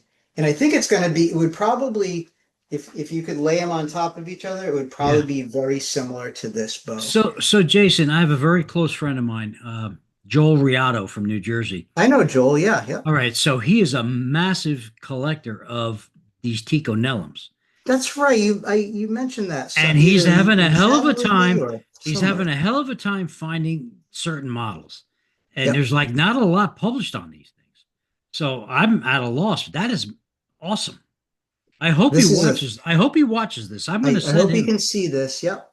Oh my God, that's amazing. Yeah, he made a It's short hunting model. He made two short bows and two long bows, two longer bows. They're Latin and they means like the shortest version is like 54 inches or something like that. Yeah. And it means it's Nico something and it means like dwarf killer. Nice. It's a dwarf and it's a killer. It's got a couple sight hole things here. But I love this right here. I love this part of it here. Hmm. It's got some nice curves and figuring in the riser. It's got a fantastic That's grip. an actual beautiful bow. Yeah, I love that. It says Fasco on it. Yeah. Decathlon, 69 inch. Mhm. Yep. So this is the decathlon of sometime, I think, in the late 60s, early 70s. Yeah, I was gonna say early 70s. It looks good, because the early 70s, I found a lot of the sexiness to these risers disappeared. They became more clunky. Yep. A few companies held on to stuff. Yeah. But most it just became, all right, we got to get these things out the door because we were focusing on compounds and making money with compounds. Yeah, exactly. And so here's another one for Joel. And yikes. Amongst the bows that I have over here that are I'm excited. also rare. So Oh, this, Oh, wow. Damon Howard, it looks like. it does, But who made it? but who made it? Yeah, that's It looks not like a Damon It's Howard. not really a Damon Howard, but it's got somebody worked at Damon Howard plant. Look Somebody at the was wood. trained Look at at Damon the Howard. look at the Who wood could on it that thing. be? Oh my God. Who could have made this bow? Tell him. Okay, Nico. Yep, this is a Nico Tellum. It's 60 inches. Yep, look at the handwriting. It's just exactly the way he would make his bows. I mean, and I like that because I hate bows that have a shit ton of writing on them. Yep. Make Yeah, it it's very casual. the elegance of this script Yes. is beautiful. It reminds me Script, of an fantastic. It reminds me of an X200 Howard Hunter I had. It was from Mhm. the early 70s, and it was actually made by Howard for oh shit. God damn. Martin, No. The Bow Hut. the bow hut. The Bow Hut. What the heck's his name? Damn it. The Jack Howard. No. He made Howard sort No. of This those, guy. and Jesus Christ. See what happens when you turn 65? At any rate, it'll come to me. But yeah, they made so hang on, let's come back. Let me help you out. So you were telling me about this bow that was your bow, your X200. It's got the belly overlays, okay. Fine. beautiful belly overlays, Tips, and the tips are squared crap. off, Right. squared off Gene Lutham tips with the tip wedges. Yep. Reverse overlay. Yep, yep, I yeah. bet With the you it's a tip wedge, it's a nice shooting bow, I guarantee it. it's a fantastic shooting bow, and one of the bows that it's in such great shape. I can't shoot it because it's 47 pounds. So I'm going to have to sell it, and Well, I can't reduce the weight of it yeah, well, contact me because, when you want to sell it. all right. Well, I can't reduce the weight because it's in such great shape. No, leave it alone. Yeah, Leave it alone. yeah, yeah. It's I only beauty. reduce weight on stuff that is junk. Junk. Exactly. Exactly. This is I've never seen one with this green glass in such phenomenal shape. All right. So let's see here. I still shoot right-handed, but it's pick and choose my battles. Let's see. What else we got here? What are we doing for time? We're good. All right. I love your hat there with the horns. You should Right? wear that. You should wear that. Right now? Why not? Yeah, I'm all about and- comedy, No, I don't care. all right. I almost wore my Hawaiian shirt that I had on at ETAR, but I decided. Oh, well, I couldn't noticed find it. that Still you're wearing stuck that down. in ETAR. You're wearing a Hawaiian shirt with plaid shorts. I thought that was phenomenal. And I was like, you're hanging out with you. Snide got you. David Snide got you on video. Yeah. And That's I love right. that guy like you would not believe, like a brother from another mother. And I watched that, first video from ETAR, and I said, man, this is good stuff. So he's got two more to come out. So that's going to be That's great. awesome. That's going to be great content. I couldn't imagine. I have no editing software. Mhm. So all these podcasts I do are just pure raw. What you see is what you get, right? What we're doing Exactly. here. And that's the way I want it. I don't want any intro music. I want none of that crap. I just want to say, hey man, let's do it. So what I love this. I'm hoping that people are seeing stuff and going, "Oh, I love this. Well, I want more. I Jason, want to try to find a Nico Tellum. I want to shoot one. I want to get a Black Widow and try that X99 out. I want to try that. I want to see if I can find a Fire Drake or whatever it is that you're seeing that trip you switch." well, people are Oh sending my me God. instant messages and emails. Hey, I love it. I love it. I love it. Bring more content. I can't believe I'm getting all the mileage out of the shorts I'm putting on it. 2 minutes stuff where I'm working on stuff. Oh, yep, yep. I mean, People are I seeing this. put a short on there the other day. I got 52 hits in one day. It's like, oh Yeah, wow. yeah. People, it's short attention span fear. Yeah, well, People, exactly. nobody's gonna probably not many people are gonna sit and watch this entire thing, but maybe, Right. who knows? Well, they Who can knows? put it on in the background if they're working. They can just listen to Yeah, it. yeah. And hopefully they'll be listening and they'll hear, oh, Bud hit bows. I want to see what Jason's got for Bud hit bows. Yeah. And then I'll start showing them Bud hit bows and they'll zoom in and look. And so this right here is one of my favorite shooting bows. This is what model is it? I don't Late even know. 50s Bud hit? This is a like late 50s. I think it's early 60s. It is a Supreme. Yeah. Oh, wow. Archibald, Ohio, of course. Yep. And Did you I ever read believe the interview I did of him and his wife? yes, I did. I Okay, did. okay, cool, cool. Absolutely read that. Yeah, that's a fantastic, very interesting read. Yeah, what a shame I couldn't catch them when they were alive, but but Mm. I'm glad I got to get them. Whatever. And so Bud Hit started making bows in the 50s. Hmm. But 1954, actually. yep, you have the story a little bit. You maybe remember some of what you wrote there. He came home from the war. He was working somewhere. They were trying to make a go of a restaurant, I believe, he and Yes. Gertrude. Yep. And then they started making bows out of the garage just for him to shoot or It them to just turned shoot. into something else. And it's like, Yep. and she always supported him in whatever she did, whatever he did. And that's how marriages work. Yeah. Excuse me, back in the day. And I think I Yep. have that now in my marriage.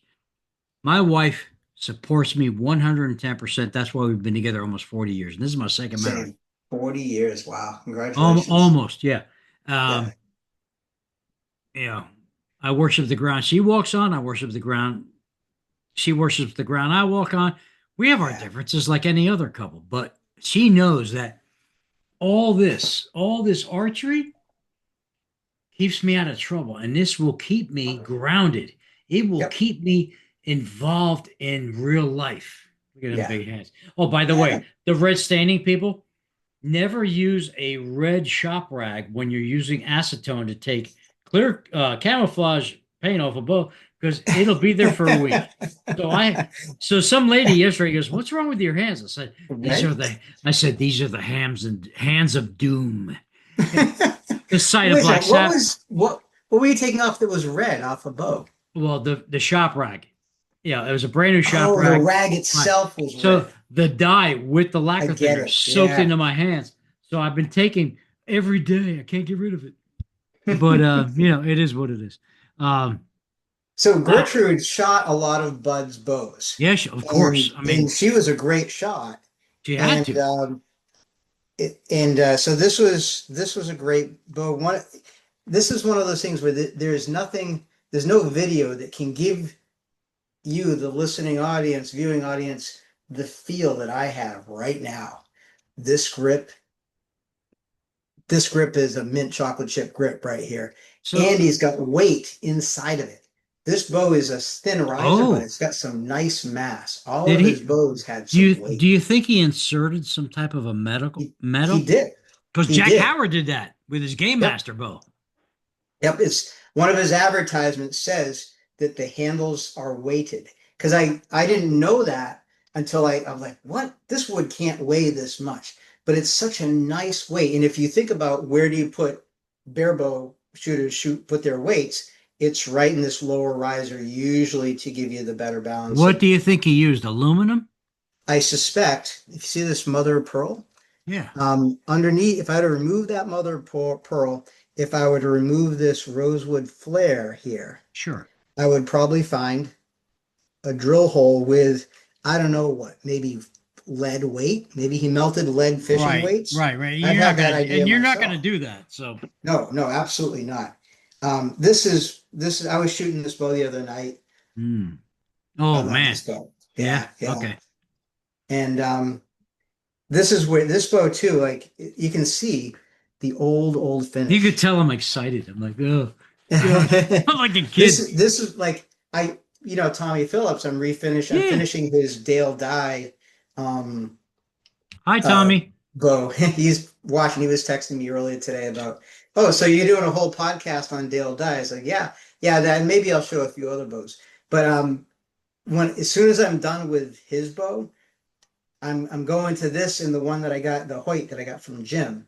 There's a couple bows that I really want to do for myself, and Yeah, this is one of them. A simple that's. little riser, but so beautiful I and talked such a to, great shooter. I talked to a guy today, and he goes, "Rich, you need to retire like yesterday, because uh, then you can start refinishing everything." And it's like I got the hiccups, but I'm like, Just okay, lose well, yourself in it. it's kind of tough to walk away from money. You know what I'm saying? So We need that as much as we can get. So zebra wood I-beam, little yeah, tiny thin little I-beam here, zebra wood, very nice. that's a beautiful Yeah, bow. Because I don't remember him ever making a bow like that. I remember his bows being made of phenolic, black and white phenolic, back in the late 50s, early 60s. yep, I got one of those too, a black ace, one of the first black aces. Hmm. Nice overlay work here too. Yeah. Nice overlay work there too. I'll show you that one in a second here. So this is a dual power black ace. So And the black ace, the dual power was based on the limb because it had a bit like two curves in it. There you go. right here. Yep, you Yep. can see that. As a matter of fact, I'll pull it up next to the one I just had. Both are, well, 164 and 166 Yeah. inch. Right. Totally different. You can see the difference there. Yeah. Absolutely. And whether they actually add any performance or not, I don't know. I've I never don't done the know. test. I've never shot one, so And I can't comment. I know Bud has, maybe he told you this, but I read somewhere that he once said about his maybe Bob Bruno, who you had on, he knows he's pretty knowledgeable about Bud Hit too. He's got a couple, and he's got ones that have, like one I'll show you in a second. It's got an extra limb that presses up against the belly. Oh yeah, yeah. Almost like a Pemscott bow. Yeah, and yeah, exactly like the Penobscot bow, Indian bow, and somebody said, Ooh. or Bud Hit told somebody, I thought it was either you or Bob Bruno. Yeah, those don't really do anything. And I They're believe that. just I believe that. they're just for to catch people's attention Right, and right. stuff. I'd love to do a test, and I have a bow that I'm not going to take apart to do the test, but to see, hey, does it actually? You're increasing weight, you're increasing draw weight with this pressure on the belly of the limb, but you're not increasing the limb mass. So in theory, they could actually add some speed, maybe. That'd be Uh, fun. That'd be a fun test. so this is cool stuff. I don't really know what material it is. Oh, that's definitely Micarta. Yeah, you can see It's the well, we don't know what was Micarta back before 1965 bowling balls. I have Uh, some Windex here somewhere that's gonna help see this. Where's my Windex go? Hang on a second. Keep talking. throw a little spit on there. I might just do that. But here's my paper. Here we go. All right. Here, sorry. Sorry, Ah, folks. no, that's all Little good, bro. delay. It's all good. All right, here we go. Oh, you know what? Denatured alcohol is better because you don't get these bubbly things here. Okay. But yeah, look at that. That's beautiful. I think that's first generation phenolic. That could be. It's a beautiful I thing. wasn't alive back then, so And I'm only guessing. then he's got the fake mother of pearl. And he Yeah. starts introducing that So speaking of that, all right, let's talk about fake mother of pearl. yeah, What was fake mother of pearl? I mean, they used it with plastic. guitars. Any back in those days, late 50s, early 60s, they replicated anything. I'm thinking plastic. Yeah. Yeah, plastic is good. Look at that thing. Oh my God. That's amazing. Mm. And there's something magical about these. Yeah, that's a beautiful bow. His later bows I thought were kind of clunky looking. Yep. This is Yeah. gorgeous. Yeah. So in like you can see the limb tips of these, and they become stubbier progressively over time. Hmm. But this one's still Oh pretty yeah. cool looking. Yeah, that's a nice tip. Nice tips, lady. Yeah, I like Yeah, it. Yep. Love it. pretty cool over Love it. time. Got the black Yep. ace, Got the Black Ace logo. black Everything. ace of spade. Perfect. Yep. And then Mm. so I mentioned, I remember last year on your podcast talking about uh couple of the two Toms that got me really into archery, and one was Tom McDonald, who was he worked for TAM magazine for the Northeast and covered that. He was a high level archery coach, and Yep. he ran as a retired gym teacher. He ran archery on a Saturday morning for adults, no, for kids, Friday night for adults, and I did both as a kid. And he had this big vats of like the sonotubes for concrete full of bows. And Mm. we would take these bows out and shoot. And Friday nights, I'd be shooting at like 15 yards at 50-inch targets and just hammering the gold. And one of the bows that he had was a black ace from the mid 60s, which was it was his probably his go-to target bow that he just left in the bucket. And he never shot anymore, sadly. But I shot his bow, and at like 11 years old, 10 years old, shooting this black ace, arrow after arrow, just pounding that gold with this black ace. And I've been looking for that black ace since I was 11. Okay. And I found it at TCAS this past year. Um, Kurt Weller. Do you know Kurt Weller at Oh, I all? know Kurt. Yeah, shit. Yep, I yep. haven't spoken to Kurt in probably 25, 30 years. Big like really nice guy, wonderful. His wife was there, so not such nice people, and I he had one, and so I scooped it up, and it's 40 pounds, so I cannot shoot it yet. But this again is for me. This is part of my motivation for my shoulder surgery. My hope is that after the surgery, I'll be able to continue to shoot right-handed. All right, you're there.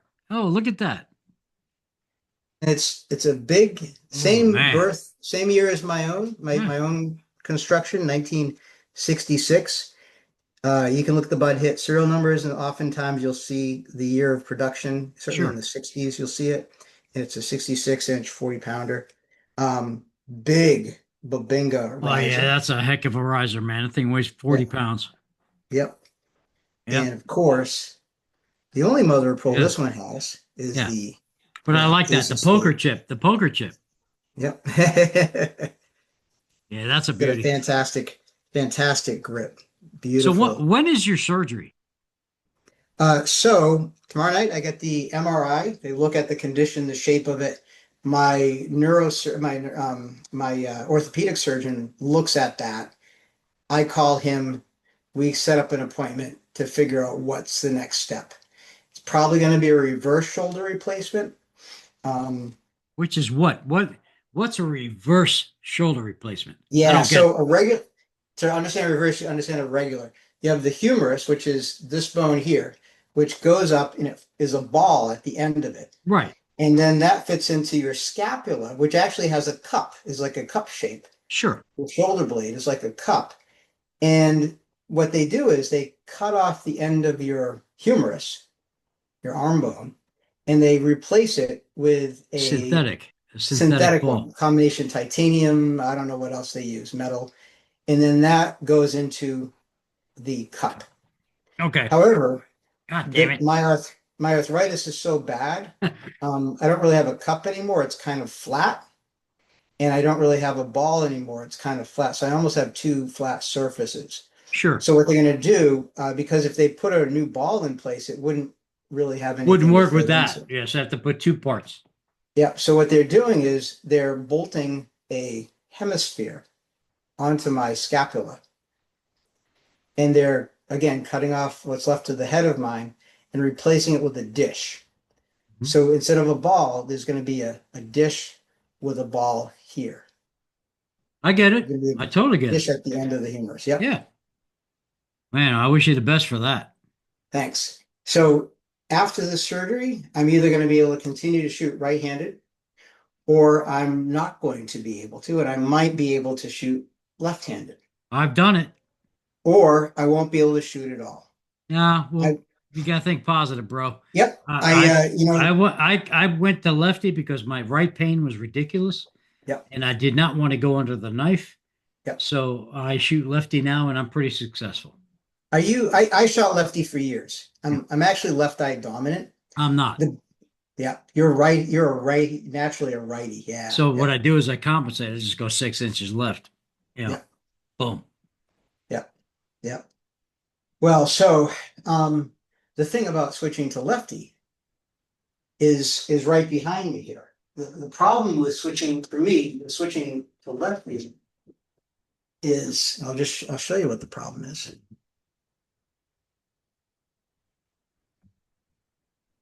This is the problem. Oh These God. these are all right-handed bows. Yeah. Um, You just need these one. are all right. One lefty. One lefty. I have one lefty. I have a 1965 Tamerlane HC30. I think It's the hardest bow to shoot of all of the collecting bows that we've collected is the Damon Howard Eldorado. What a pain in the ass to string that bow. You mean did Yeah, you and see the you, one I have? yeah, I know. That's why I Yeah. said that. It hurts. It's It crazy. hurts. Whoever This is a Damon designed that Howard I bow, forgot to show yeah, you. that person was a maniac. Whoever designed that, but It's amazing. it shoots I great once it's strong. It Uh, really does. but look at that It's riser. It just wants to fight you the whole way. it for stringing it Yeah. hurts because I actually I only almost only do step through method for stringing, but I'm Right. very careful. I'm putting pressure here versus one limb. Watching that lower limb to make sure it's square the entire time. And if it's over 66 inches, I use a stringer. Right. Or if it's too heavy, I use a stringer. This thing right here digs into my back of my leg and it hurts. Yeah, yeah. Yeah. This That's a bow, have you that's ever a shot cra one before? Yeah, they're crazy. I love it. I love it. I It love took me shooting it these took me a bows. couple hours to get my head around it, but it worked. It balances so well. And what's funny is I've refinished quite a few. Oh, you 90% really? of the ones I've taken care of because they've had a lot of delaminations, some of the overlays, so I've done Yep, that. yep, Most of them were purple risered. yep. There's yellow and there's blue, so those are the rare ones. There's yep, yellow, black, and Right, purple and right, blue, the light blue. yeah, I've always wanted a purple one, yeah. I and like I'm the yellow actually yep. You like the yellow, yeah, just because it's different, you know. yeah. But I like a 66-inch bow because of my shorter draw, and this 28 pounds is actually 30 pounds, Mhm. but it works really well for me. I'm able to shoot this. I was shooting this last night, and I love the way it shoots. I have a couple of bows that feel so weird to shoot. They feel unlike any other bow. Mhm. This is one. This is a bow that this feels like unlike any other bow you've ever shot. Yeah, I agree with you. It is The very unusual. It's yep, very weird, uh, very but weird. but it's The fun. other It's one, fun. the other one that feels really weird to shoot is I'm gonna unbury it here. Is the Mercury Hunter. Oh yeah, that's another. Before I get to that, actually, I want to show you this. This bow is pretty cool. Oh, nice. Oh yeah. This is Bud Hit Black Ace made of Formica. It looks like a beautiful black walnut. And Is that one this of was one his of his, later ones before he died? yep, this is one of his final bows that he ever made. I think in 2002, Yeah. he made 10 of these. And this is number three. Yep. February 2nd, 2000. So 2000. Yep. And this is a great shooting bow. Oh, I would imagine. And check it out. This is, he signed it here. These are those things that he was telling Yeah, it stiffens somebody, up the maybe limb. Bob Bruno. Mhm. They articulate, they slide. Okay. Let's see if Sure. Yep. lifting up that hip. So they give a little push on the belly of the bow, but they don't add to the mass of the limb. Nice. And this has a little thing here too. Um, Great shooting bow. Uh, but coming down here, Oh, well, I'll just mention it quickly, is the Lord Mercury, the Mercury Hunters. Oh, sure. Mercury Hunters feel way different than the Lord Mercuries. Have you ever shot a Mercury Hunter? Oh, they still got mercury in them, and I've shot them, and they are different. I actually took a mercury capsule out, Yes. Yeah, me too. and They're they're kind of nasty. You don't want to play with mercury. Let me tell you what. they're plastic. Yep, which was a bad design. I had one that ruptured in a bow that I was refinishing, Oh, and not good. that actually the one that you saw that once you saw me with a Mercury Hunter at Baltimore, Lord Mercury once at Yep, Baltimore, Lord Mercury. Yep. and that was one that was in the process of refinishing, and it had I had mercury all over the place in my basement Yee. and had to collect it with as best I could with a paper towel and brought it to CVS for toxic waste removal.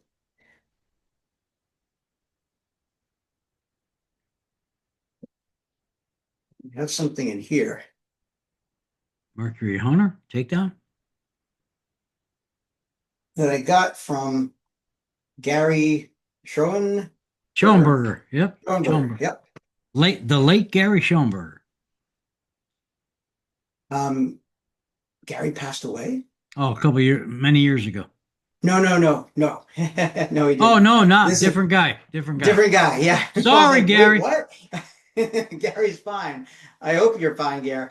And but Jesse Moore, who you may know too, shared. We were chatting and said, "Yeah, I've been looking for one of these for like forever, and I would love to find one."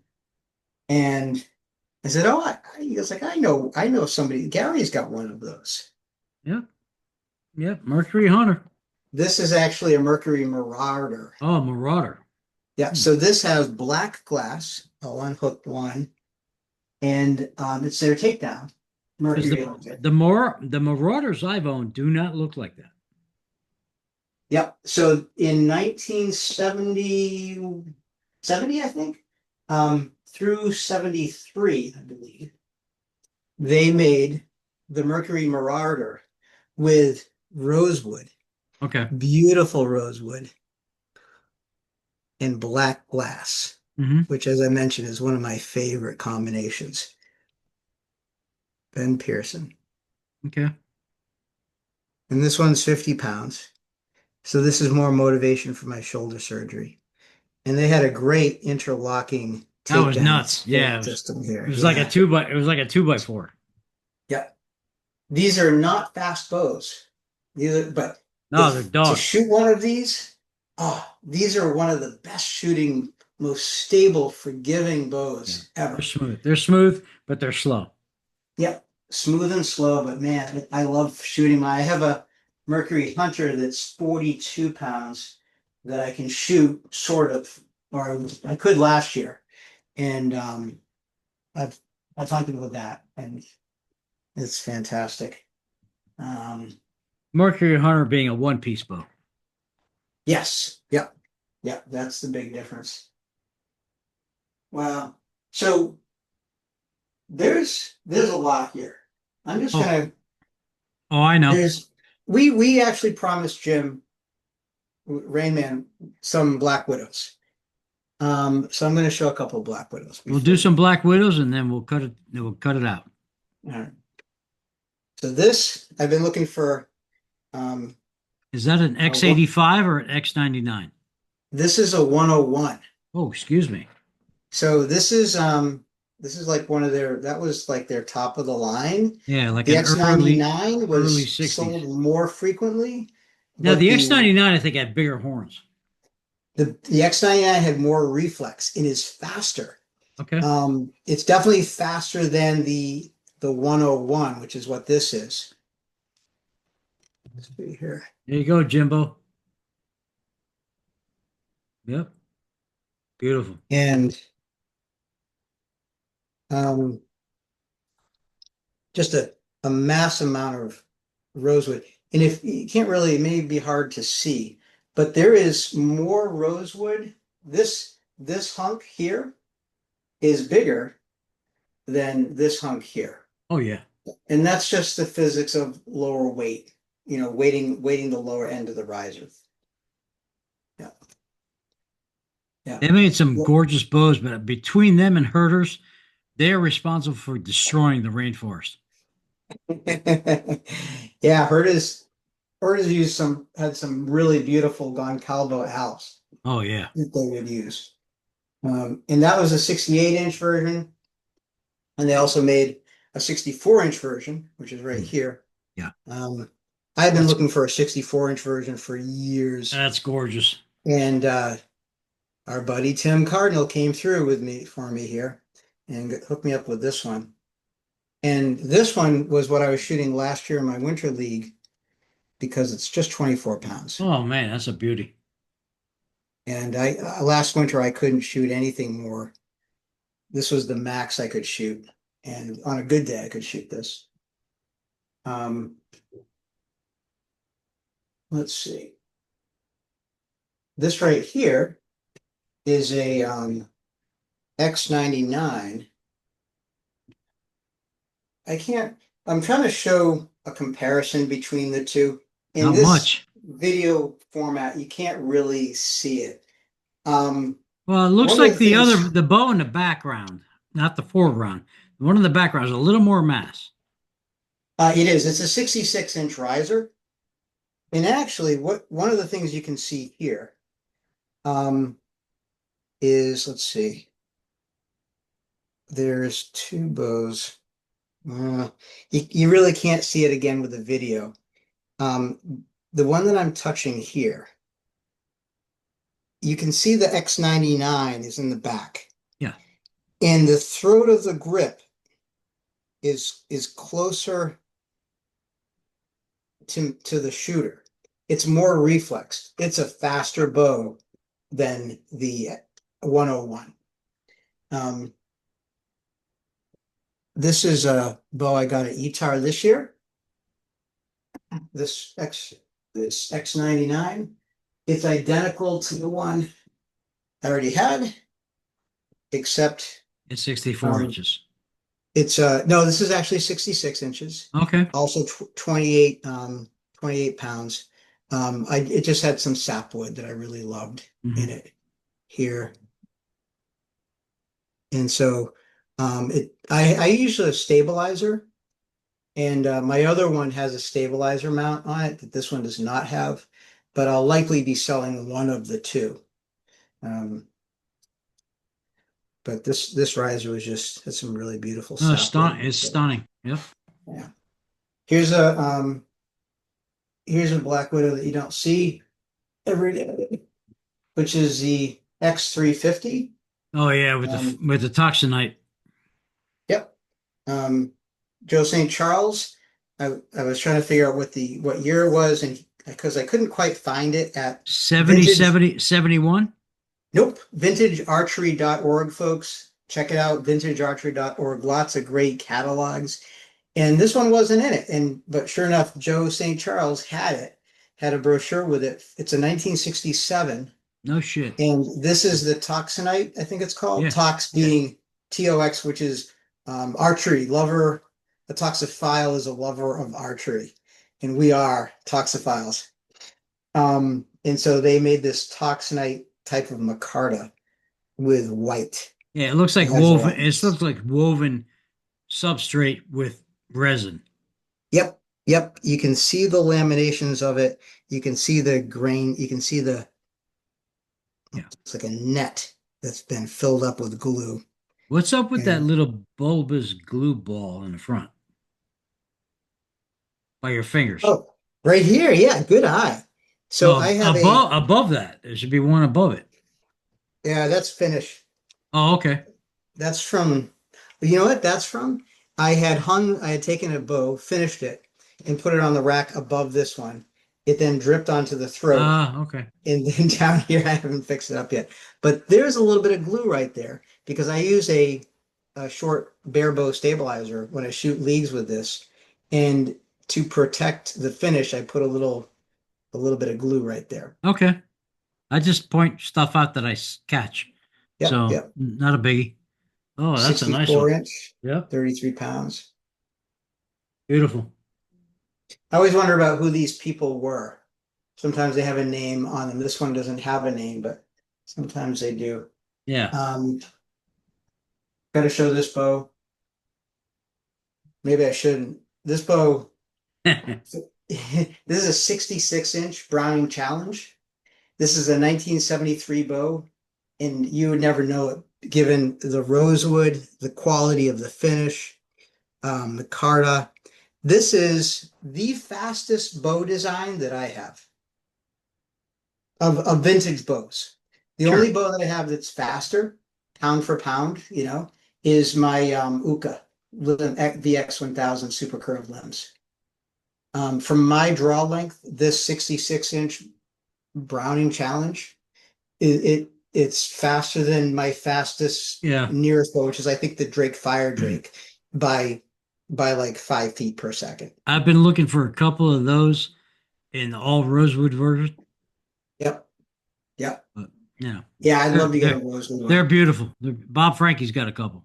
He does. He's got probably one of the most beautiful all rosewood challenges that I've seen. Yep. This, I don't know if you can see, has 3 core laminations. Hmm. And I'm making a note of that again because it creates more stability. I've shot 50-meter shoots with this alongside of folks shooting ILF rigs with carbon fiber woven limbs. And when Right. those bows go off, you hear this tunk, tunk. When this bow is released, you hear the same very solid tunk. It's not there's very little, you can see wobble here, but if I took a Hoyt Pro medalist and did this, it would be going wah, wah, wah, wah, wah like that. This Right. is very stable, Sure. super stable bow. Sure. Can't say enough about the Browning Challenge. I got some roots and some Shakespeare's that I love. This is that Pendulous Supreme. It's a root that I was telling you has some really beautiful kind of waterfall like Babinga Yep. in the riser grip. And Beautiful. it's got this phenolic here. This is a 66-inch. Just beautiful bow. These bows had the best grips. Fantastic grips.